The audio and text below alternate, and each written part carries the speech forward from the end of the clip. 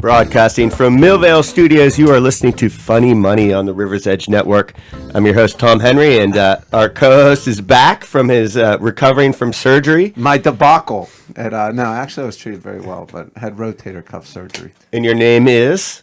Matt Wolfarth. Okay. Leader of men. And I'm like, the whole office has changed. Like, I can't look at you. I have to look at the camera. You can look at me. We're looking at you, America. We're trying to keep focused on the artificial eye. This is full frontal funny money. Yeah, full frontal. Nope. Right, we're a firing squad now. Yes. Jeez, right. I'm over here on the other end of that. Just like the other. Yeah, right. That's not a good place to be at all. Yeah, and that's our producer, James Kerwin. Yeah, you're getting 4 laser beams. Yeah, like, it's going to be weird of now. Discomfort at your soul. That's kind of cool, though. I don't mind it. So tonight, even though you might not have any, we're going to be talking about energy. All right, so two energy companies in particular that are definitely not like the top energy companies. They're sort of like a second tier, if you will, and they're both into natural gas. So I thought we would talk about that. Natural gas. Come on, don't. All right. Those jokes are so tired. I know, but there's a company called People's Natural Gas. Isn't that? That's good. Yeah, that's flatulence, right? Right. They should call it Flatulence Incorporated. That's my natural gas company. They took over Duquesne, or no, wait. They took over Equitable. People's Natural Gas is methane, which is, of course. I think we actually have a People's Natural Gas Park back in Johnstown. Oh, so, really? It's called that? Everybody. I want to say it is. I could be wrong. It's something natural gas. I want to say it's People's, but I've already hurt my neck with this new setup. My neck is jammed already.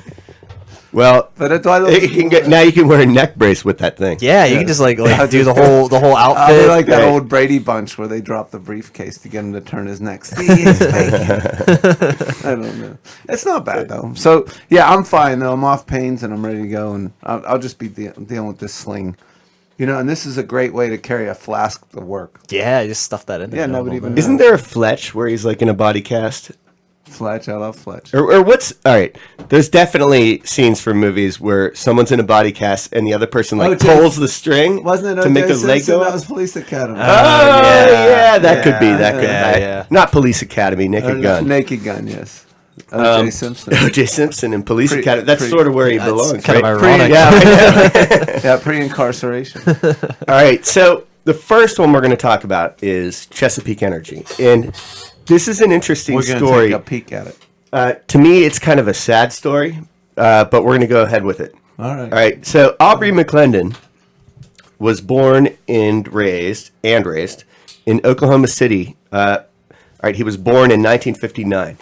All right. As a young boy, he was curious and talented, and he succeeded in school, graduating from Heritage Hall High School when he was an older boy. As senior class president and co-valedictorian of his class. Dude, that would be co-valedictorian? Wouldn't that be awesome to be apparently like he tied someone. Yeah. Oh, they both had like 4 O's or something like that. They don't even have 4 O's anymore. It's like a 5.75. Yeah, people I graduated with had like above a 4.0. I'm like, how do you pull that off? And then they made 5.8s for advanced placement class. They made SAT scores like so much higher than they used to be too. Yeah. They're like, oh, feel good about yourself. Safe space. So, yeah. Screw that noise. All right. So, as a teenager, he started a lawn mowing business through which he had an early encounter with Shannon Self, who would later serve on the board of Chesapeake. Shannon Self. What a great name that is. I know. It's Shannon Norman's pretty good. That sounds like a porn name. Shannon Self. Ladies and gentlemen, please welcome the stud, Shannon Self. Or would it it's be all a girl? About me. It's. I don't know. It could be a girl. It's not. It's not a girl, or it is a girl. It could be a girl. Yeah, Shannon. To be honest, I don't know. Where is our official research? I mean, a lawn mowing business, you would think it's probably a guy. Yeah, but I don't know. No, there's a lot. You can't even say that. Back then, probably, but now today, there's a lot of. Yeah, this was 1959. That would be construed as sexist. There's a lot. Yes. Yeah. Right. No, there are definitely female landscapers all over. There's some in Shaler. There's 2 ladies that do it. They're pretty awesome. Oh yeah, you know them personally? Not personally. I would remember their names. They're awesome landscapers, though. Yes, they are. All right. So Okay, so Shannon Self would later be on the board. McClendon went to Duke, another excellent school. Duke rocks. His favorite area of study was the Reconstruction era. What? If you know anything about that, do you know what I'm talking about? The Is Reconstruction after the Civil War? Yeah, exactly. Wow, I got it right. I was total guess. And being from the South, I can see some interest in that because it did change the dynamics of the country dramatically. So it was actual major, like you can. That was it. Reconstruction. No. He majored in history, but that's part of history. There's a lot of smart history majors, and I don't know why you would make. Yeah, they're so smart. He minored in accounting. There's a joke there, but I think I did it on a previous episode, so I'm not going to state it. His first job after Duke was as an accountant, not as a historian. All right, but he wore a bow tie. After like 1 or 2 years, or like 1.5 years in the accounting business, he was inspired to move from accounting to energy because he read a Wall Street Journal article about 2 men who had sold their Anadarko Basin well stake for $100 million, which is pretty sweet for one well. Yeah. One well, that's crazy. I know. Had to be a damn good well. Yeah, there are wells that are worth well north of that. Oh, really? Yeah, that are They're crazy just good. crazy numbers. But okay, speaking of which, I don't mean to interrupt, but that little land you told me about down by where Pennsylvania meets West Virginia. Yeah, but you were saying over by Blairsville, but this whole area, this is like critical, great Marcellus shale land. Interesting. But it's not good to do that right now, I don't think. All right, in 1983, or maybe it is because oil's cheap, people want to sell. Yeah, they're natural anxious. gas is cheap. Actually, that would be more of Marcellus shale is natural gas, not oil. Yeah, well, I just think this is prime territory. So going back to a previous conversation, but I'm sorry to interrupt. But that fits in because we're talking about natural gas. We're talking about not people's natural gas. We should take a ride in Lowell. We're talking about the fuel, natural gas. Okay, so the fossil fuel. Yes. In 1983, Aubrey McClendon, that's who we're talking about, and Tom Ward invested $50,000 to found Chesapeake. It was named by McClendon because he was a Chesapeake Bay fanatic. He's like, it's my favorite place in the world. Chesapeake Bay is beautiful. It is. I would live in Annapolis. Okay, all right. One time I was there, and I think it was only that one time that I was there. Oh no, Annapolis. I've been to Annapolis several times. Yes. That's on Chesapeake Bay. But one time we took a boat out in the Chesapeake Bay, and we were going swimming. So we dove off the boat, and I got shocked by No, it was full of jellyfish. Oh, crazy! Jeez, dude, that's Yeah, it was I jumped into a swarm of jellyfish. Oh my god, it sucked. You needed to call SpongeBob SquarePants. It sucked. Did you? He goes jellyfish. You can't even run away from it. You're in the middle of the bay. Yeah, how bad did it hurt? It hurt bad. I mean, it wasn't you're still affected by it. If I got hit by one of them, it probably wouldn't be a big deal at all. But because I got hit by 30 of them. I was the poison was coursing through my veins, and it was painful. Oh my god, you jumped in the whole school. I was delirious. That's something off of Jackass or something. Yeah, right. They had to probably see, wait a minute, this guy's jumping. They would do a cannonball cannonball right into it. the middle of us. This is hilarious. Bro, this guy's a hard ass. He must be a Marine. Yeah, sting him. How much did you swell up? Did you swell up a lot? Not really. No, it wasn't that much of a swelling effect. It was painful though, and I was really red. You You have to go to the no, or anything. I got through it. Oh, there you go. There's a lot of nasty stuff in the ocean anymore. But go ahead. Yeah, Man o' War. Yeah, that'll really. Aren't those the Australian ones or something like that? Yeah, the tail's 300 feet long. You see them in Florida sometimes. Oh, really? Yeah, but they're I'm thinking box jellyfish. They're bubble. They're a big bubble. Oh, really? But Yeah. their tail, it lashes out 100 feet. Oh, so you wouldn't even It's really see strong. the stupid thing. Yeah, you wouldn't. Wow. Even No, you can see it. I mean the Man o' tail. War. I mean, the tail of it, like, going the behind tail it. could hit you, Yeah. without noticing. That would not be pleasant. No, not at all. So, okay, these guys who founded this company in 1983 used just $50,000, and they were both 29 at the time. And I want to clarify, because most of our shows, people start companies with $100 or $1,000, but this is recent as opposed to Correct, back right. in the day of So it's not like 1896. 1883, right? Correct. This is It's 1983. So, So 50 grand is still reasonably. That's a low amount to start. right, for a company like this.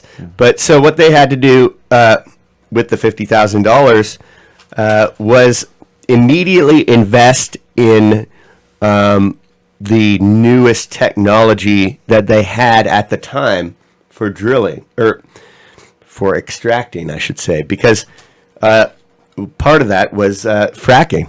You know, they were like one of the First frackers. very early frackers, right? Who are these frackers from Chesapeake? And the other part is horizontal drilling. Okay, Isn't that? Well, I don't even want to touch that. Isn't that what you do on your wedding night? A little horizontal drilling, yeah. and then you get some people's natural gas. Oh man, you just now it got like disgusting. All right, it was so bad. That's my new line. Hey, you want to go home and do some horizontal drilling?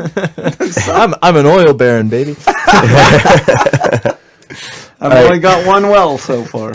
So with these new technologies, you know, horizontal drilling is actually like the process of drilling not just through the ground Not vertically, vertical. but also then, no, you do drill vertically, but you also drill horizontally over a wide berth, so that you are essentially drilling like multiple wells all at once. Okay, I get it. Right? You know, you can And you're can stealing your burst into neighbor's oil several too. areas where there could be, you know, oil reserves. No, so I your understand. chance of successfully getting fossil fuels out of the ground It's is not like- much higher. That makes sense. But yeah, really, they did do some oil, but it's mostly natural gas, and they mostly did fracking. You know, and if you don't know what fracking is, it's like where they see a place, the geologists figure out a place that they think fossil fuels are very likely to be. Okay. Really, natural gas is mostly what's fracked, but oil is fracked too. So what they do then is they drill a hole. Okay. Okay, and then all right. Now the thing about you couldn't do this before fracking because it's like little bits of oil that's all like in different crevices in the rock underneath. Okay. So it's like Okay. stuck in little pockets. Yeah. So to get it out, you have to like blast down this water It's like sandblasting. really high rate, and it causes the thing to fall apart, and the oil comes out. Okay. Okay, the water is not straight water; it's got chemicals in it that help with this process. Correct. And that's why people are up in arms. Well, there's a couple of reasons. It's the chemicals, but it's also the fact that you are causing subterranean rock to fall and creating these pockets because they think that it could cause earthquakes or sinkholes. Yeah, that You know? makes Yeah, sense. that's Eventually, you put too much weight on it, it just Yeah. gives. That makes sense. Right. It does make some sense to me. And there was an earthquake recently in Oklahoma that they attribute to fracking. Oh, really? Yeah. Yeah, it's 5.8, wasn't it? It was high. I thought it was 5.3. Yeah, that's Still, pretty yeah, high Yeah, for it the was Midwest. pretty high. Okay, so that's what they did. The company grew quickly. You know, they were early on board with these new technologies, and they did very well. 10 years after its founding, in 1993, the company went public and was valued by the market at $25 million. So not bad. In 10 years, he turned 50 grand into 25 million. Wow, that's really good. Okay. And, you know, then they got the new funds.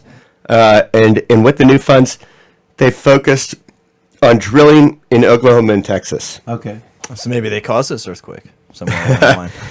They could have. I don't know. I don't know who was responsible for that. So then, the other guy he went in with, Tom Ward. Okay, and this is going up, back. This is fast forwarding another decade. He left the company in 2006 to found Sandridge Energy, which was also a successful venture. Okay, now, unfortunately, here's where it starts to get complicated. Aubrey McClendon, without his CFO, Tom Ward was the CFO, and so he kind of ran that part Correct. under control. But so McClendon didn't have a CFO anymore, and he began to engage in what we would call shady financing. He took a personal stake in Chesapeake wells that they were buying, and then he used that stake as collateral to raise over $1 billion from banks, in loans. So it was kind of like you're using the same collateral twice, right? Oh, okay. Okay, and this, because of this, the board forced him out in 2013. All right, now here's where it gets even sadder. All right, this talented guy, all right, who was innovative and a very bright person. On March 1st of this year, 2016, Aubrey was indicted by a federal grand jury on charges of conspiring to rig bids for the purchase of oil and natural gas leases in northwest Oklahoma. He died the very next day. Oh, wow. At the age of 56. Suicide or something? Well, that was immediately what I thought when I read the article, because he crashed at 45 miles per hour right into a wall, the stone wall. And so I'm like, okay, and he got indicted the day before. So I'm putting two to two together. Yeah, he was watching Wile E. Coyote cartoons. Yeah, seems like a suicide. But oddly enough, the police investigated it hard and ruled it not a suicide. Really? Any so this is what report? See, that's what I'm thinking. I'm thinking he went out and got really wasted that night. Fell asleep. And that damn Roadrunner got him. Yeah. Wow. So the company struggled without him, and then it didn't do any good when they got hit really hard by the downturn in prices starting in 2014. Now you can see. When did he die? He was so aggressive that he was trying to raise money from banks, double money, and he was overly aggressive, rigging bids. So he was trying to expand the company too aggressively. Too fast. Yeah. Even though he had a viable business. He racked up a ton of debt. So then when the prices came down in 2014, the company got hit really hard. And now to me, it looks dangerous. In fact, let me go over the... When did he die? What year? 2016, this year. He just died. Yeah, March. All right. The PE is not applicable because they don't have any earnings. Okay. All right. There's also no dividend.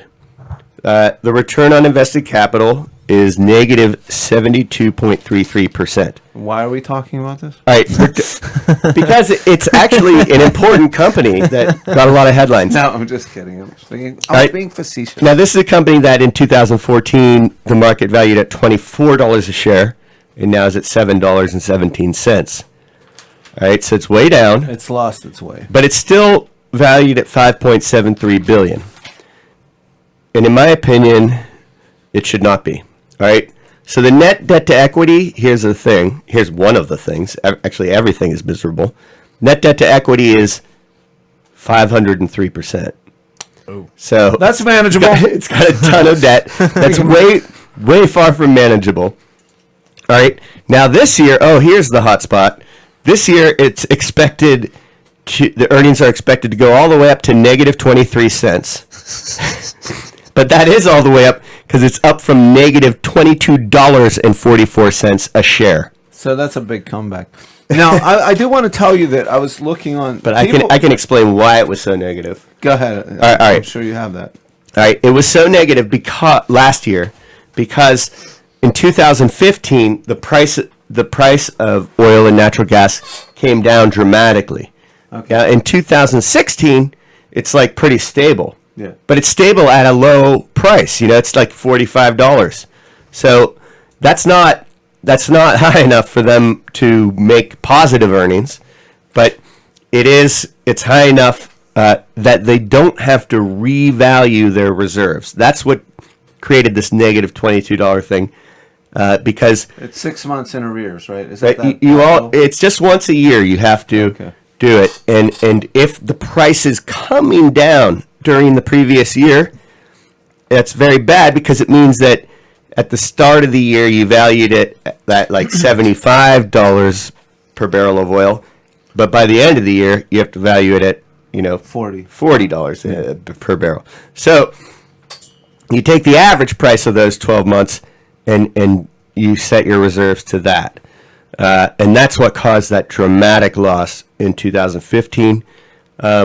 But still, the prices are too low for them to make money, even in 2016 when prices have remained So yeah, it's pretty been stable. So it's going to be. They're not going to get hit that hard, but they're not going to really make money.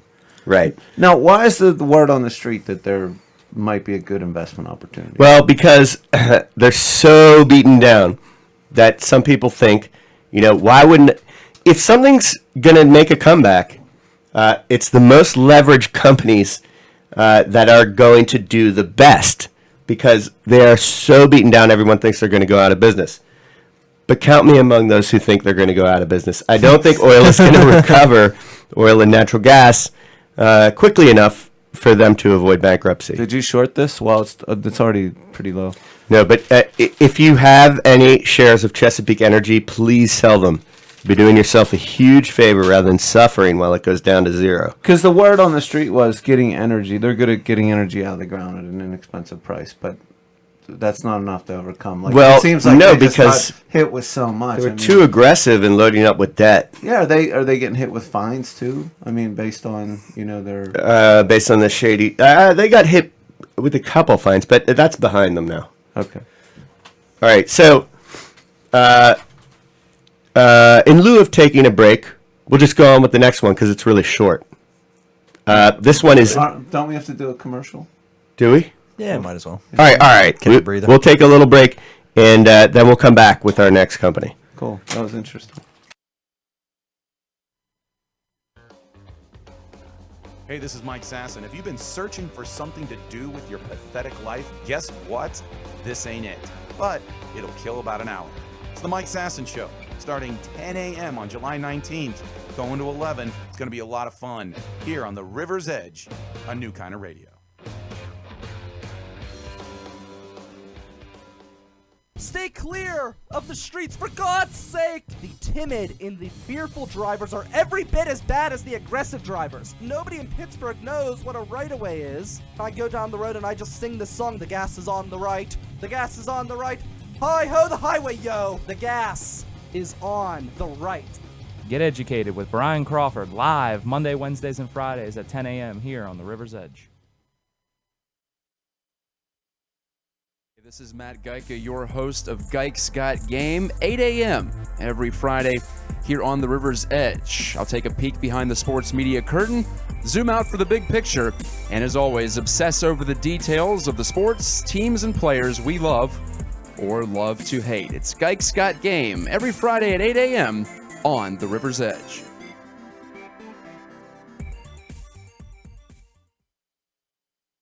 And we're back. Okay. That was a great break. So it's so hot in here, but it's still. We get out, we get a little break, we come back refreshed, right? Revitalized. Yes, we do. Now we're going to talk about Devon Energy. Devon. Okay. Devon. 7-Eleven Devon. Now Devon was founded in 1971. All right, by John Nichols and his son Larry Nichols. So are energy companies like as a whole like newish, or like do they? No, I mean it probably goes back farther with like coal and stuff like that. There used to be a few of them, and then now with the discovery of the shale, I think like everybody's jumped into the business, and is that true? I mean, there are many more now. Yeah, but in the 70s there were a ton, right? I mean, because I remember there being a lot. There were, but like if you go back to Standard Oil was founded by John Rockefeller, John D. Rockefeller, and that was I don't think it was even the turn of the, or yeah, it was. It was just, it was like at the same time like the Model T was coming out. Yeah, like 1910s, 1909. Yeah, so area. it was Okay. pretty early. Okay. And some companies are derivatives of that company. It got broke up by I think that got broken up. Probably broken the up. 30s, like the Trust Buster thing. Yeah, but no, I think that was more Teddy Roosevelt, Oh, okay. like 1905 or something. Oh, God. I get my Roosevelt's. So Oh, you do? Yeah, I know. I didn't even know History there was more major, than right? one. Yeah. that was made. Exxon is from that. Oh, from really? Standard Oil. Okay. I think Chevron also is. All right, so John Nichols and his son Larry John and Larry Nichols. founded this company in 1971. Now, these guys are really smart. I actually know someone who, he passed away, but who knew Larry Nichols. And he was a very smart guy. So I have invested in this company in the past. Oh, by the way, I got all my stuff from Wikipedia tonight. I'm lazy. Yes, we're back to our official source. So Reliable. They should sponsor us. Wikipedia should just sponsor us. So Larry Nichols, to give me some credentials, Larry graduated from Princeton with a BA in geology and from University of Michigan Law School with a JD. Yeah, so this guy is no dummy. A land-grubbing lawyer. JD. Juris That's- Doctor. Yeah, it means you're a school. lawyer. Law Yeah, school. right. But then you have to take the bar. Yeah. They took the company public in Not close the bar. Take They took the company public in 1988, and then they really aggressively expanded through mergers and acquisitions, and grew successfully. They made good ones. In 2000, it was added to the S&P 500. As I say, this is a company that I have owned in the past, but do not currently own. It's a very, from my experience, I think it's a very well managed company. The owner's still alive? The founder, the father is not alive anymore, John Nichols, but Larry Nichols Larry's is still the CEO. Okay, great. Okay, What's the symbol, by the way? it's DVN. All right, DVN. and now if you look at the stock, it hasn't gotten pummeled the way Chesapeake got. But it's down from $55 in 2014 to $40.18 now. I remember owning it when it was 100, Oh. and that was a while ago. Back in the heyday of the company, I guess. Yeah. Back like before the downturn, before 2009. When Marcellus Shale was just taking off, right? Yeah, but they're actually mostly like in the Permian Basin, which is Texas, and they have stakes in offshore drilling too. Okay. But- North Dakota at all or no? I can't remember if they expanded into there, but they have a lot of different areas that they're in. Okay, so if we're looking at this company, once again, this company took a big hit from the downturn in oil and gas. The PE, once again, not available because the earnings over the last year were negative. In fact, the earnings from last year were more negative per share than Chesapeake. But that's because they have more assets. So they have more to lose. They had to write down all those assets to the average value for the year. So they lost $35.53 over the last 12 months. Wow.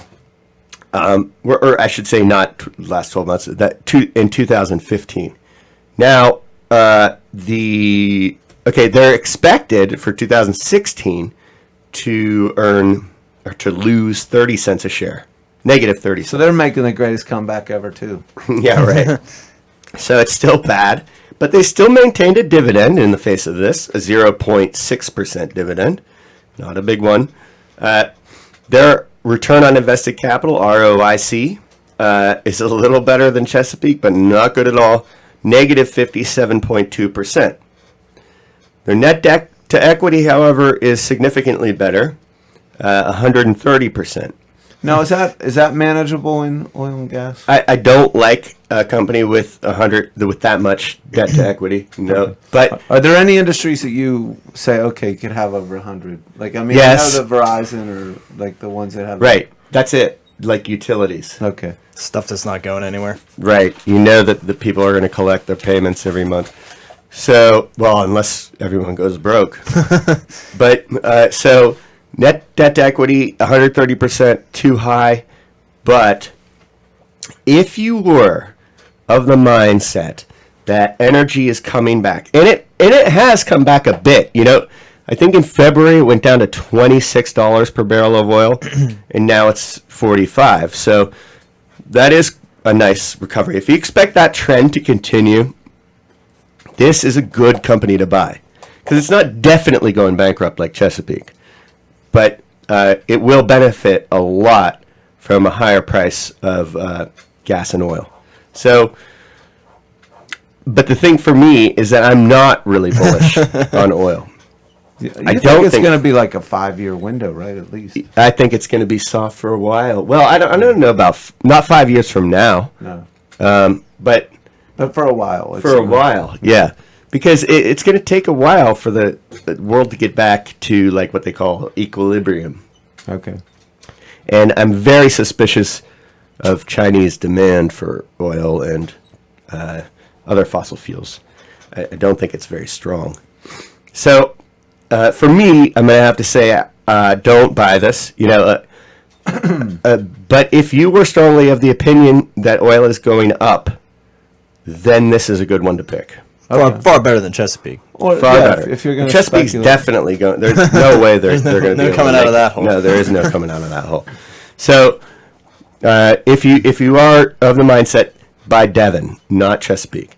I want to say before we go, This is a short show, by the way. Yeah. We're doing a hydrated short show I've got a comedy set at Hambones tonight. on Saturday Tonight, right after this. We do have a show. I'm at Hambones on Saturday. 10 o'clock. Wow, I'm coming So- down to that. Hambones is great. I don't know if you've ever been there. Yeah, it's just like I've been there once. Yeah, It's a great collection of humanity, and it's just Yeah. a really good melting pot. They always have great shows. Acoustic brunch. I think it's Sunday mornings. I I've wanna gone go to that. once. Is it pretty It's good? pretty good. Yeah, a lot of talent there. A lot of local They talent. used to have gospel brunch at House of Blues in the House of Blues in L.A., and it was always Oh, sold really? out, yes. Huh. So that Nice. would be very fun. But yeah, Hambones Saturday. Yeah. I'm And, in Keisterville Saturday. oh, you are? I was Where's gonna that? get you a set at Keisterville. Oh, really? And you're not going to Keisterville with me. I had this Hambones engagement for a Okay. while. I'm working with PJ Williams. Who else? Matt nice. Light. I think Oh, is he gonna be agreed on the to show his face around you. show. It's gonna be awkward. So, also stay tuned right here on the River's Edge for Awesome Cast next. Okay. All right, we're all out of funny money. Next week.